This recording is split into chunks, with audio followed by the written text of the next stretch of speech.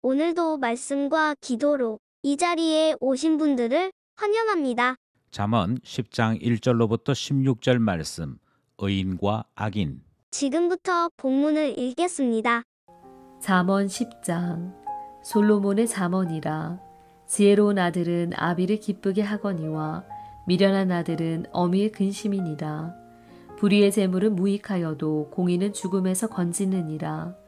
여호와께서 의인의 영혼은 줄이지 않게 하시나 악인의 소욕은 물리치시느니라. 손을 게으르게 놀리는 자는 가난하게 되고 손이 부지런한 자는 부하게 되느니라. 여름에 거두는 자는 지혜로운 아들이나 추수 때에 자는 자는 부끄러움을 끼치는 아들이니라. 의인의 머리에는 복이 임하나 악인의 입은 독을 머금었느니라. 의인을 기념할 때에는 칭찬하거니와 악인의 이름은 썩게 되느니라. 마음이 지혜로운 자는 계명을 받거니와 입이 미련한 자는 멸망하리라. 바른 길로 행하는 자는 걸음이 평안하려니와 굽은 길로 행하는 자는 드러나리라. 눈짓하는 자는 근심을 끼치고 입이 미련한 자는 멸망하느니라. 의인의 입은 생명의 샘이라도 악인의 입은 독을 머금었느니라. 미움은 다툼을 일으켜도 사랑은 모든 허물을 가리느니라. 명철한 자의 입술에는 지혜가 있어도 지혜 없는 자의 등을 위하여는 채찍이 있느니라. 지혜로운 자는 지식을 간직하거니와 미련한 자의 입은 멸망에 가까우니라. 부자의 재물은 그의 견고한 성이요 가난한 자의 궁핍은 그의 멸망이니라. 의인의 수고는 생명에 이르고 악인의 소득은 죄에 이르느니라. 본문 전체 이해와 본문 해석입니다.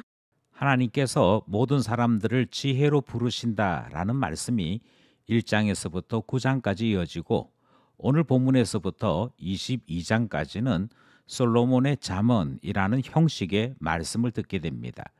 솔로몬의 잠언이라는 말에 솔로몬이 가르쳐준 내용 이렇게 이야기보다는 지혜의 왕인 솔로몬에게 하나님께서 지혜를 주셨는데 바로 그 지혜를 들을 수 있는 내용이다.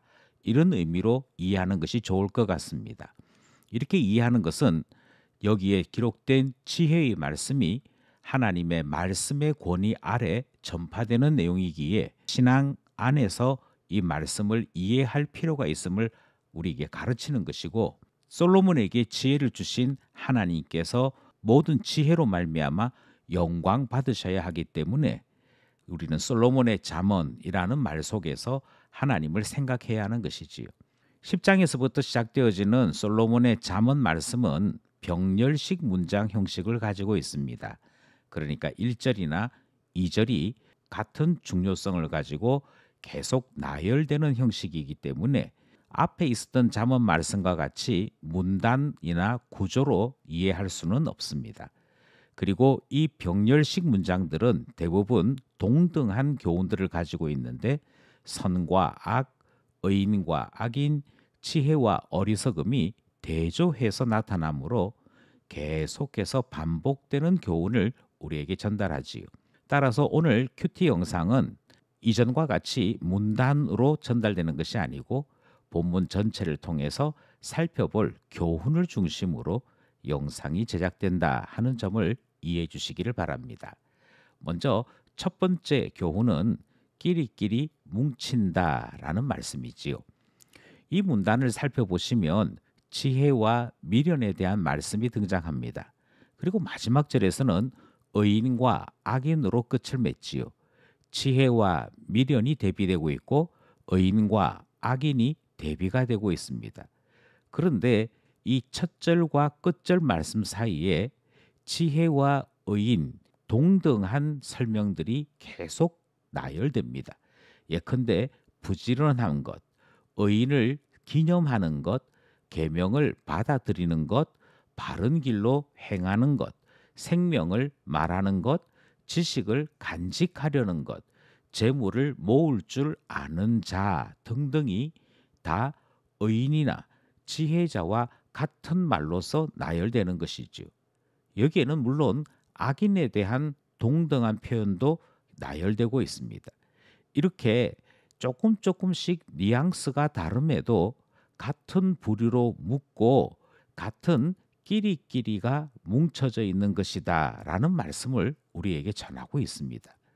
이 말씀은 지혜가 있는 의인은 결국 하나님이 원하시는 삶을 살아가게 되는 것, 하나님의 사람은 언제든 어디에서든 표신할 수밖에 없고 서로 비슷한 면을 가질 수밖에 없다. 이 사실을 우리에게 가르치고 있지요. 첫 번째 교훈 살펴보았습니다. 둘째 교훈은 의인이 되라입니다. 본문은 반복해서 의인에 대해 강조합니다. 의인이란 여호와 하나님과 관련 있는 사람 또는 관련 있는 삶을 의인이라고 표현합니다. 그리고 의인에게는 반드시 생명이라고 하는 결과를 만나게 된다 하는 말씀 듣게 되는 것이지요. 본문이 소개하는 의인은 완성형은 아닙니다. 흠이 없는 완전 무결한 사람을 두고 의인이라고 부르는 것이 아닌 것을 알 수가 있지요. 왜냐하면 그는 여전히 위험에 노출된 존재로 표기되고 있기 때문입니다. 오늘 본문이 말하고 있는 의인은 부모 밑에서 더 배워야 되는 어린 아이와 같은 존재로 표현되고 있고요. 계속해서 말씀을 듣고 지식을 배우고 그래서 부족함을 메꿔 나가야 되는 이 성장이 필요한 존재로 설명되고 있습니다.